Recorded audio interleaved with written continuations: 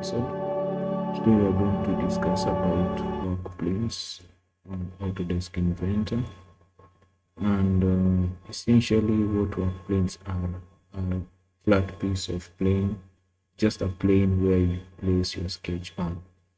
For most of the guys who have interacted with Inventor so far in this series, you see when you start your sketch, you usually have three planes. Have the XY where I'm hovering the cursor, the XZ, and the XY plane. Normally those are the planes that you are usually provided with. If I select them all, you can see them there. There comes other instances where you need to create something somewhere, but you will need a plane where you are going to place that sketch.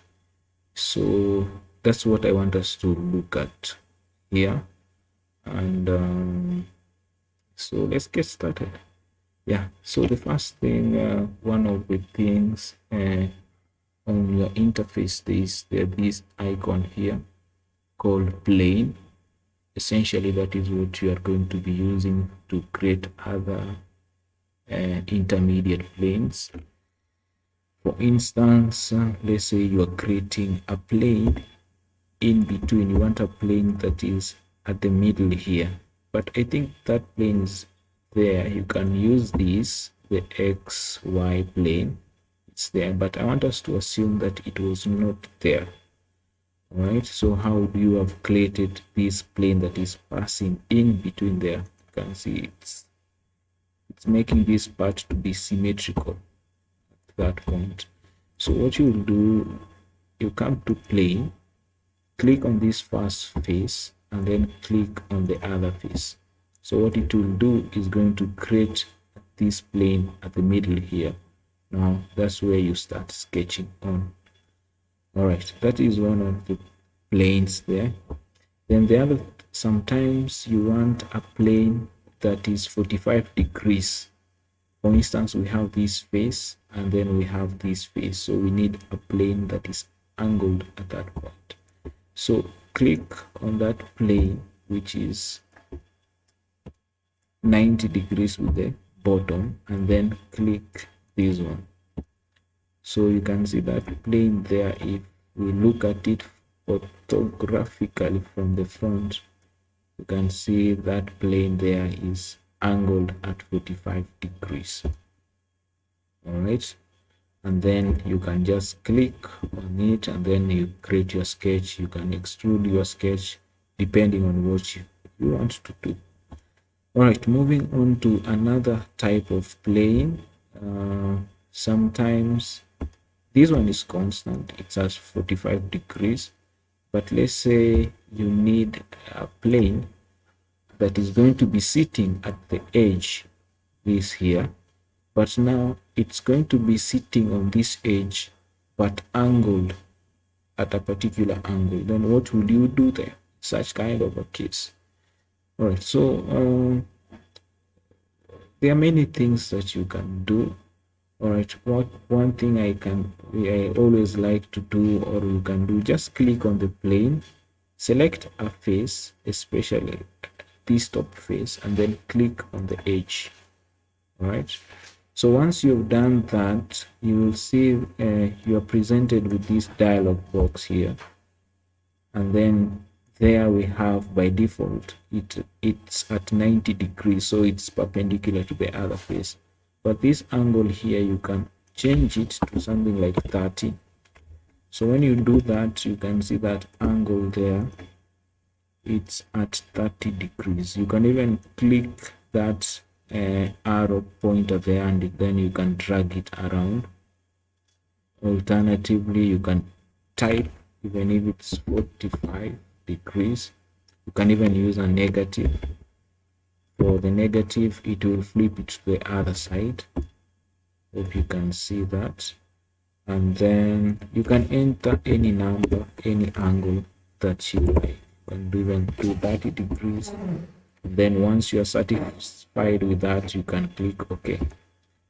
Then that creates a plane that is 30 degrees with respect to this surface. All right, then the other thing, sometimes you need to create, let me hide some of these because they are crowding off the interface. So just select the 3 planes and then right click and then turn off the visibility. All right, then let's look at another plane, and that is you want a tangent to a curved surface. Okay, let's select on this face. Most of the times faces, they also act as planes, but most of the times they are fixed.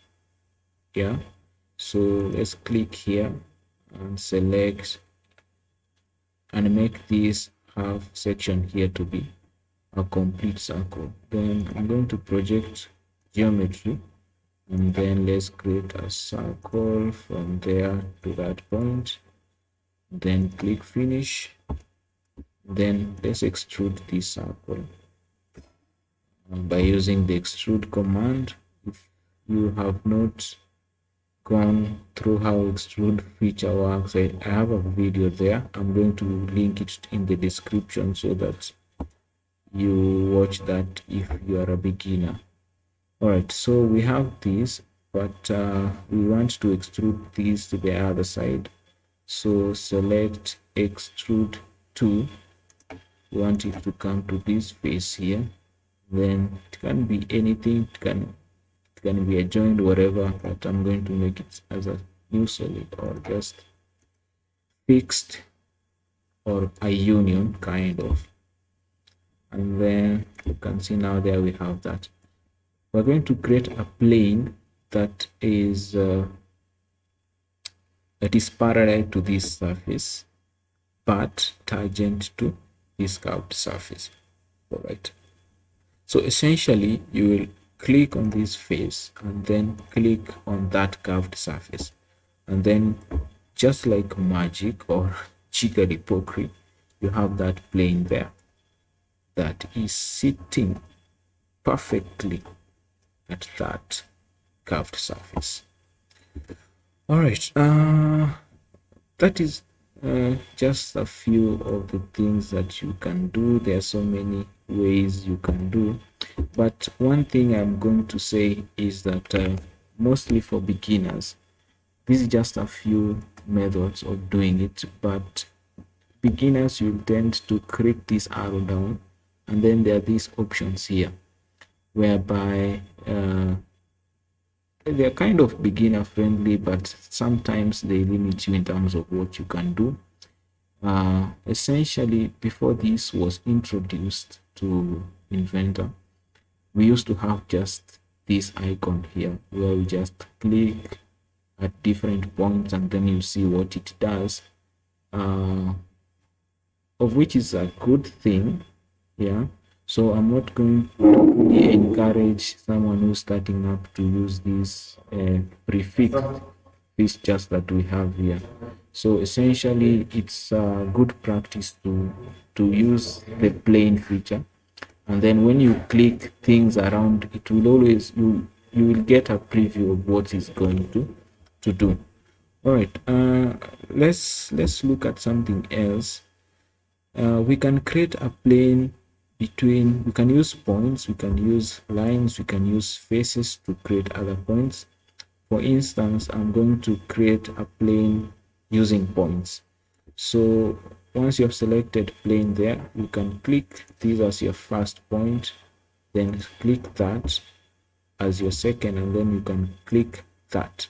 So it's going to use those 3 points there to make a plane that is passing through those points.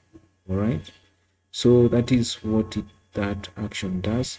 Sometimes since you have already existing faces, you want to create a face, a plane away from a certain face. So what you will do is just click on the plane as normal, the way we have been doing it, then click on the face, and then once you have selected that face, you can drag away. click, you left click, and then you drag away that plane.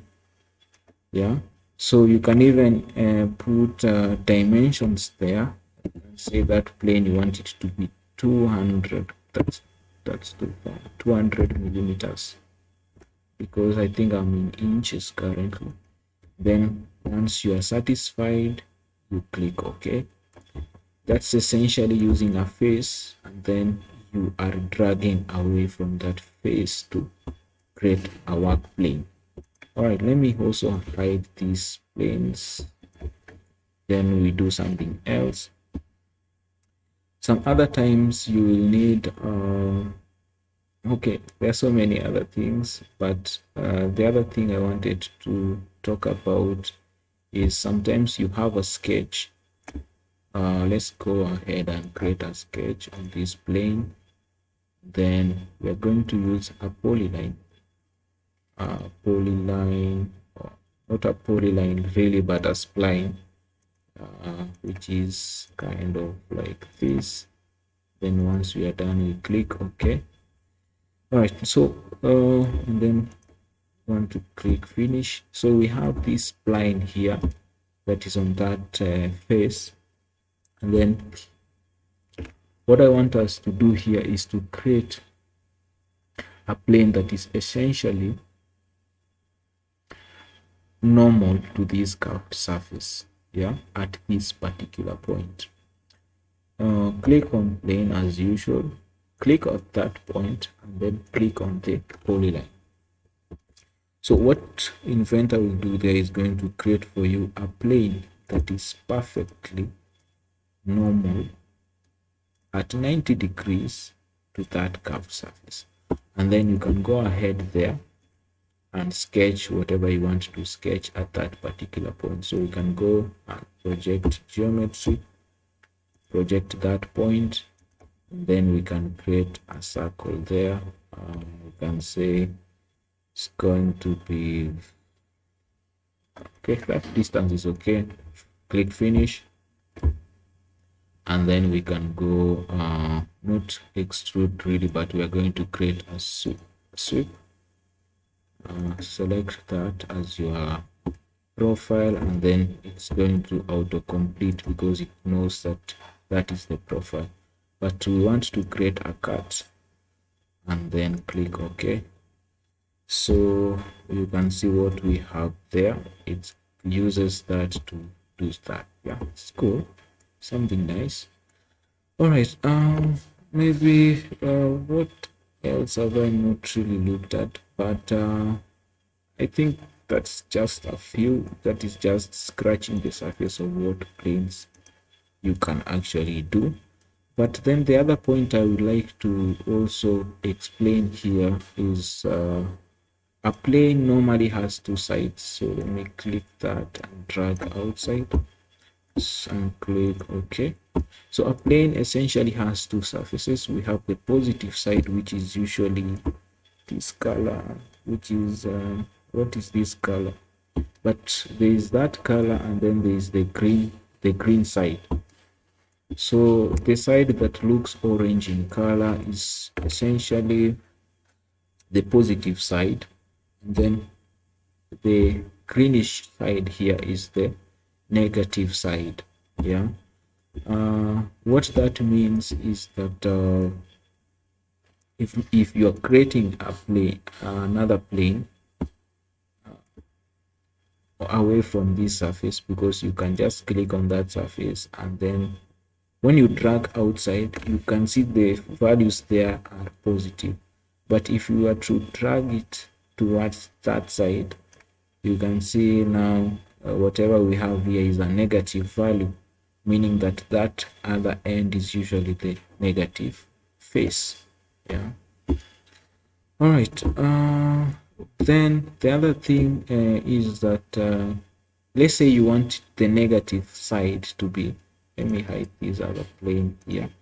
So let's say you want this orange side to be the negative side. What do you do? So click on the plane, then right click, and then there's this option here, flip normal.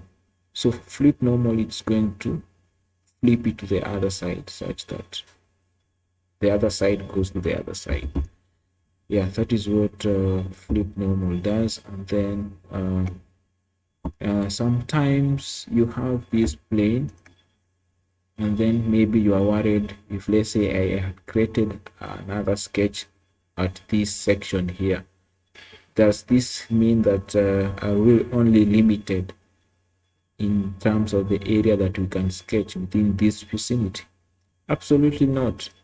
Once you have this here, this plane, it means that it's infinite in size. It extends to whatever distance.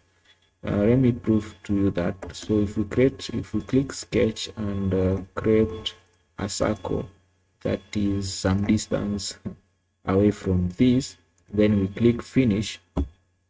If we rotate, you can see that plane there. If we look at it from this side, the plane and that circle, they are kind of colliding to each other, in the sense that that circle will always be sitting on that plane.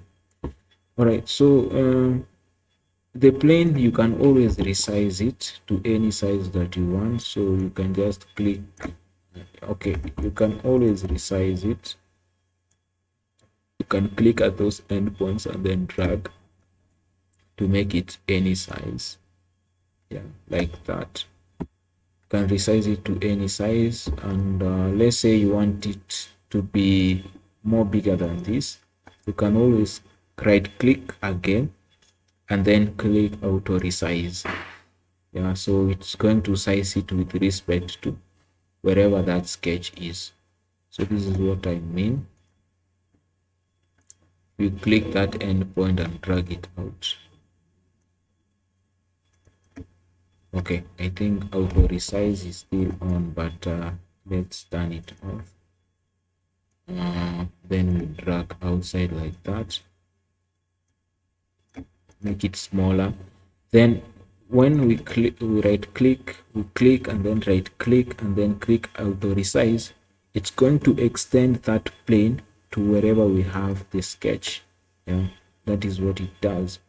And then the other feature is, what can we talk about here?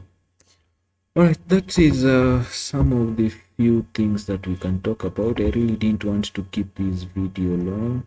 I wanted to keep it as short as possible, but you are welcome to explore more on these things about planes. Yeah, because, and I'm also going to repeat it again, that don't use these things that are here, but use the normal ones. Just click on the plane, and then once you hover the cursor around, you can select one thing, and then it's going to guide you. You can see what it does there. Yeah, if you click at some points, if I click there, you can see it's going to create a plane that is 45 there. Yeah, so there is going to create a mid plane. If I click on the edge there, yeah, that is it. So thank you, and then see you.